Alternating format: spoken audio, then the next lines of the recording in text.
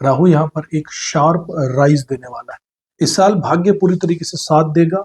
जिनका स्टार्टअप चल रहा है 2026 के मिड के अराउंड रियल एस्टेट के प्राइसेस पूरी दुनिया भर में अचानक से उछाल मारेंगे। अगर राहु महादशा भी अगर राहु की चल रही होगी तो यह फेम और भी तेज से आ सकता है। केतु धन के योग यहाँ पर बना रहा है। नमस्कार दोस्तों, स्वागत करता हूँ आपका आपके अपने चैनल किस्मत की रेखा पर। आज का वीडियो सच में मेरा भी एक फेवरेट वीडियो है, क्योंकि जब भी हम राहु की बात करते हैं न सिर्फ चीजें एकदम अलग लेवल पर चली जाती हैं, बल्कि इस बार राहु की जो मूवमेंट है वो शतभिषा नक्षत्र में एंट्री कर रही है। ये पूरा टाइम हर एक लगन के लिए बहुत ही पावरफुल बनने वाला है।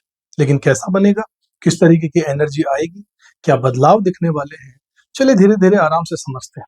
सबसे पहले जरूरी है शतभिषा नक्षत्र का असली मतलब समझा जाए। ये नक्षत्र क्यों इतना स्पेशल है और राहु का इससे आखिर रिश्ता इतना गहरा क्यों माना जाता है। कहानी शुरू होती है भगवान विष्णु से। एक समय एक असुर ने पूरी पृथ्वी को कॉस्मिक ओशियन में डुबो दिया। महासागर में चारों तरफ हाहाकार था, कुछ भी नजर नहीं आ रहा था। देवता बेबस हो चुके थे। तब भगवान विष्णु ने सुअर यानी कि वराह का अवतार लिया। वो समंदर में उतरे, असुरों को हराया, पृथ्वी को उठाया और वापस सतह पर ले गए। लेकिन इतने बड़े युद्ध के बाद वो थोड़ा थक गए। लेकिन जब वो लेट गए और सो गए, उसी वक्त माँ लक्ष्मी वहां पर आई और उन्होंने देखा कि भगवान विष्णु थक कर कांप रहे हैं, बिल्कुल अशांत से सो रहे हैं। उन्होंने अपनी चादर फैलाकर उन्हें ढक दिया। वो चादर 6 दिशाओं में फैली और उसी फैलाव के नीचे अनगिनत जो तारे चमके, उनका पैटर्न बाद में शतभिषा नक्षत्र बन गया। यानी ये नक्षत्र हीलिंग का नक्षत्र है, सुख का नक्षत्र है, प्रोटेक्शन का नक्षत्र है, रिस्टोरेशन का नक्षत्र। और सबसे प्यारी बात, शतभिषा का नक्षत्र का मतलब है 100 चिकित्सक यानी कि 100 हीलर्स। अब मजेदार हिस्सा ये है कि उस दैवी घटना के दौरान राहु की ऊर्जाएं इस नक्षत्र में सक्रिय मानी गई, इसलिए राहु को इसका नेचुरल रूलर माना जाता है और उसकी ताकत यहाँ पर कई गुना बढ़ जाती है। अब थोड़ा सा राहु और केतु की रियल नेचर की भी बात करते हैं साथियों। यहाँ पर राहु और केतु कोई ग्रह नहीं है, ये एक शेडो प्लेनेट है, छाया ग्रह। इनका कोई फिजिकल अस्तित्व तो है ही नहीं। ये हमेशा रेट्रोग्रेड चलते हैं और सीधे दिमाग, सबकॉन्शियस और इमोशनल लेयर को प्रभावित करते हैं। राहु एक्सपेंशन का कारक है, माया जाल है, क्रेविंग है, अननोन चीजों में घुसने वाली एनर्जी है। केतु डिटैचमेंट है, मोक्ष है, रिलीज है और पुरानी चीजें छोड़ने की ताकत केतु है। इन दोनों को हमेशा से एक्सिस में यानी आमने सामने ही चेक करके ही पढ़ना चाहिए, अकेले अलग अलग बिल्कुल नहीं। अब इस बार का ट्रांजिट जो 2026 तक चलेगा, इसमें बहुत खास है। 23 नवंबर को राहु प्रवेश करने जाने हैं अपने ही नक्षत्र शतभिषा में और 2 अगस्त 2026 तक वहीं रहेंगे। इस फेज में राहु जो है वो पीक पर होगा, इंटेंस, ट्रांसफॉर्मेटिव और बहुत तेजी से रिजल्ट देने वाला। 2 अगस्त के बाद में राहु धनिष्ठा नक्षत्र में जब आ जाएंगे तो मंगल से वो नक्षत्र चलता है, मालिक मंगल है, मतलब एनर्जी का पूरे तरीके से फ्लेवर ही बदल जाएगा। केतु अभी पूर्व फाल्गुनी नक्षत्र में है जो शुक्र का नक्षत्र है और 29 मार्च 2026 को वो भी अपने ही नक्षत्र मघा में चले जाएंगे। अब दोनों नोड्स अपने अपने नक्षत्र में जब होंगे ना, उसे गोल्डन विंडो कहा जाएगा। माना जाता है कि वो गोल्डन विंडो है, एनर्जी स्टेबल, साफ और सीधे नतीजे देने वाली एनर्जी। अब बात करते हैं इस ट्रांजिट के असली थीम की, असली क्रक्स जो है इसका। राहु एक्टिवेट कर देगा 8वें साइकिल को, यानी ट्रांसफॉर्मेशन को, पुरानी चीजों के ब्रेक होने का, इनहेरिटेंस का, नया बदलाव आएगा, डेप्थ तक जाएगा इंसान, रीबर्थ का, जॉइंट असेट्स का और लाइफ की टेस्टिंग सिचुएशंस का समय।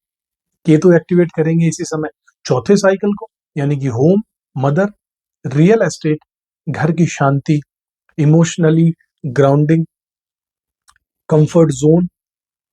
एक तरफ से जिंदगी पुश करेगी बदलाव की तरफ और दूसरी तरफ दिल खींचता रहेगा स्टेबिलिटी की तरफ।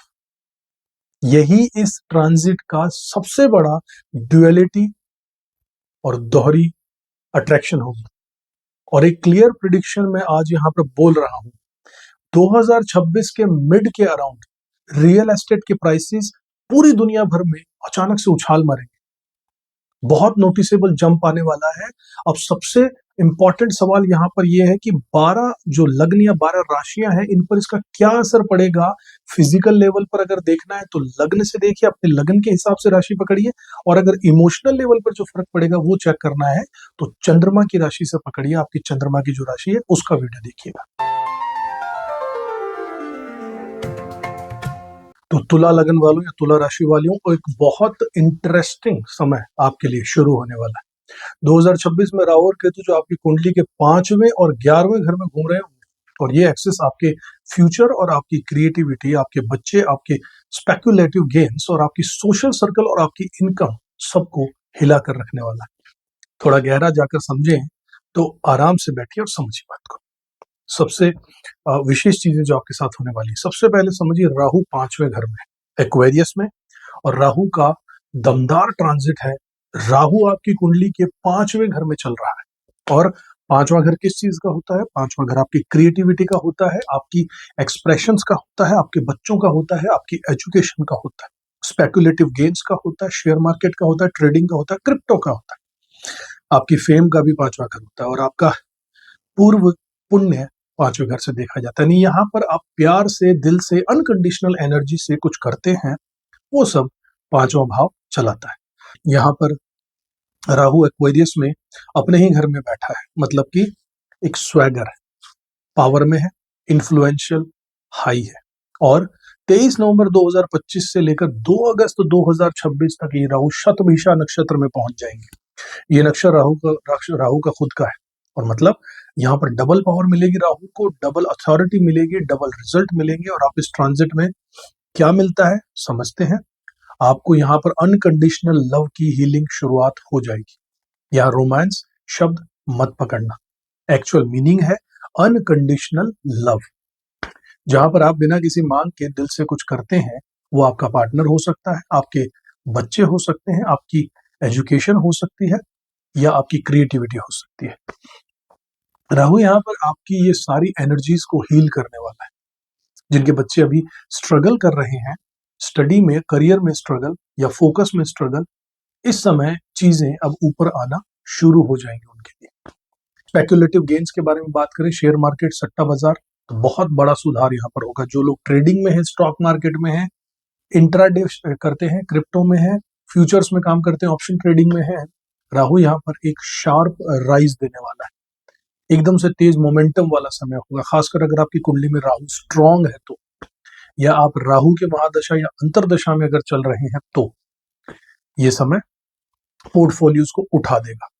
कोई बड़ी अनएक्सपेक्टेड अर्निंग भी आपके लिए यहाँ पर आ सकती है, और ऑनेस्टली इस समय कोई लॉटरी भी लग सकती है, क्योंकि राहु इनफाइनाइट पॉसिबिलिटीज वाला ग्रह है साथियों। इसलिए आप इसके देने की कैपेसिटी को तो आंक भी नहीं सकते, इतना ज्यादा ऊंचा ये ले जा सकता है। इस साल भाग्य पूरी तरीके से साथ देगा। जिनका स्टार्टअप चल रहा है और अटका हुआ है, जो भी स्टार्टअप शुरू करना चाहते हैं, यही सही समय रहेगा। अटके हुए स्टार्टअप चल पड़ेंगे। यहाँ पर ब्रेक थ्रू देगा राहु, एकदम से जकड़न टूटेगी और ग्रोथ ऊपर की ओर चली जाएगी। प्रेगनेंसी, आईवीएफ और प्रोजेनी की अगर बात करें तो हीलिंग टाइम है। जो लोग आईवीएफ करवा रहे हैं या प्रेगनेंसी को लेकर स्ट्रगल कर रहे हैं साथियों, उनके लिए ये समय पॉजिटिव है। 23 नवंबर 2025 से 30 जून 2026 के बीच में बहुत पॉजिटिव चांसेस बनते हैं, क्योंकि शतभिषा नक्षत्र हीलिंग की एनर्जी देने वाला है। फर्टिलिटी से जुड़ी समस्या ठीक हो सकती है। यहाँ पर अगर आप बहुत दिनों से सोच रहे हैं कि आईवीएफ के रास्ते या कुछ टेक्नोलॉजी के रास्ते आप बच्चों की प्राप्ति करें, तो जरूर कीजिए। स्टमक रिलेटेड प्रॉब्लम में रिलीफ यहाँ पर देगा। 5वां भाव पेट से भी जुड़ा होता है, इसलिए जिनको भी आईबीएस की प्रॉब्लम है, एसिडिटी की प्रॉब्लम है, या फिर गैस की प्रॉब्लम है साथियों, या फिर कोलोन इश्यूज हैं, गॉल ब्लैडर के स्टोन्स के इश्यू है, या किडनी के स्टोन्स के इश्यूज हैं, इन सब में यहाँ पर रिलीफ दिखाएगा। लेकिन एक इंपॉर्टेंट चेतावनी, वार्निंग आपको दूंगा। 5वां भाव सूर्य का होता है साथियों, जहां पर ईगो नेचुरली एक्टिव रहता है। जब यार राहु यहाँ पर बैठता है ना, तो ओवर एक्टिंग, ड्रामा, सिंपैथी मांगने वाला बिहेवियर, रिलेशनशिप में तुम गलत हो फिर भी मुझे अनकंडीशनल लव करो, ये वाला एटीट्यूड आएगा। ये सब आपके ऊपर आ सकता है। आपको इसको कॉन्शियसली अवॉइड करना होगा, जानबूझकर भी अनदेखा करना होगा। मीडिया, एंटरटेनमेंट, आर्टिस्ट, फेम, इन सब का समय रहेगा। जो लोग एक्टिंग के फील्ड में काम करते हैं, सोशल मीडिया पर काम करते हैं, मीडिया में काम करते हैं, कंटेंट क्रिएशन का काम करते हैं, म्यूजिक का काम करते हैं, स्टेज परफॉर्मेंसेस का काम करते हैं, सोशल मीडिया इन्फ्लुएंसर हैं, इन्फ्लुएंसर स्पेस में काम करते हैं, तो उनके लिए राहु एक जंप स्टार्ट देगा। थोड़ी सी फेम, थोड़ी रिकॉग्निशन इनको अचानक से मिल सकती है। अगर राहु महादशा भी अगर राहु की चल रही होगी तो यह फेम और भी तेज से आ सकता है। राहु की क्वालिटी इस समय हीलिंग की रहेगी। किसी भी तरीके की परेशानी हो, किसी भी तरीके की जीवन में रुकावट हो, राहु इस ट्रांजिट में उसे साफ करता है, गहरी हीलिंग देता है और बड़ी अपॉर्चुनिटीज खोल देता है। रेमेडी का मंत्र यहां पर रहेगा महा माया छिन्न मस्तिका का मंत्र। राहु की असली शक्ति छिन्न मस्ता देवी से जुड़ी हुई है। आप रोज थोड़े समय के लिए ओम श्री छिन्न मस्तिका यही नमः या फिर रिंग रिंग छिन्न मस्तिका यही नमः इस मंत्र का जाप कीजिए साथियों, बहुत फायदा मिलेगा। राहु तुरंत सॉफ्ट हो जाता है, नेगेटिव कर्म सारे राहु के कट जाते हैं और राहु सिर्फ पॉजिटिव रिजल्ट देने लग जाता है साथियों। अब बात करते हैं केतु की, जो कि 11वें भाव में है।